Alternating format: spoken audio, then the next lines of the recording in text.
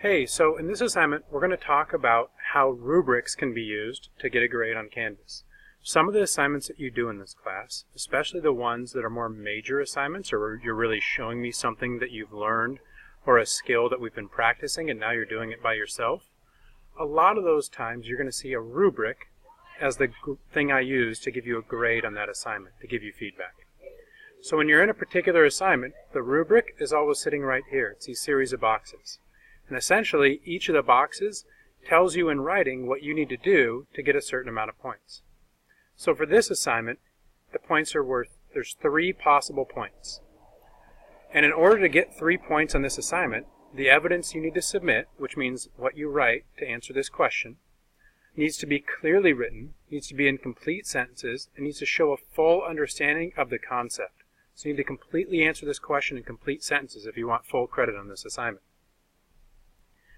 You may also see right here that the evidence you submitted clearly showed you understand the concept. So that's 2 points. What that means is you wrote something, maybe it wasn't in complete sentences, maybe the punctuation was off, maybe it just wasn't as good as it could have been, but clearly you get the concept. In that case, you'd be getting 2 points in this assignment. Right here, at 0 points, the evidence you submitted was unclear. So that, to me, there's no credit because it doesn't show me that you understand this concept, so it doesn't show me that I can let you really move on or that you should just be able to move on. And so when we look at the idea of moving on, if you're looking down here at this assignment, Canvas Rubrics, on the modules page, you can see that it's worth 3 points, but in order to have it be marked as complete, you need to score at least 2. And what this does to me is that you can end up with a green circle right here if you've only scored 2, even though you did not get full credit. Full credit would be 3. So for a lot of these rubric graded assignments, this will be the difference between getting an A in this class, or a B sometimes, and getting a C.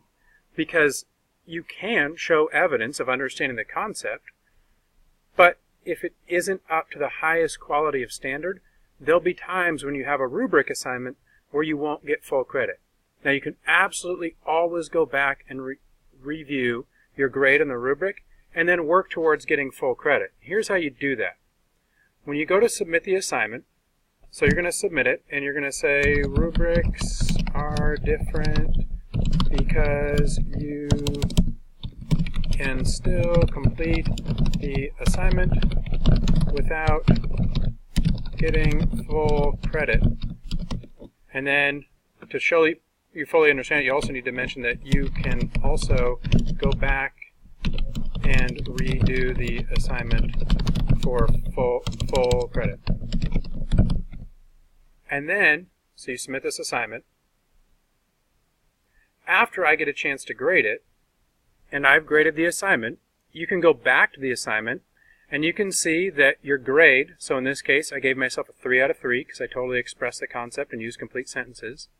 And then if you click View Rubric Evaluation, you can click and the rubric itself should pop up that you were graded on.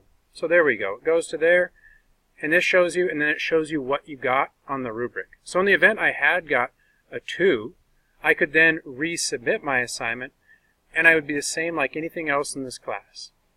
So the only time you'll see on the modules that you don't move on is if you score below the threshold. Like if you've gotten a 0, it's not going to turn green, and you really need to redo that assignment because it shows me that you don't understand the concept that we're teaching at all.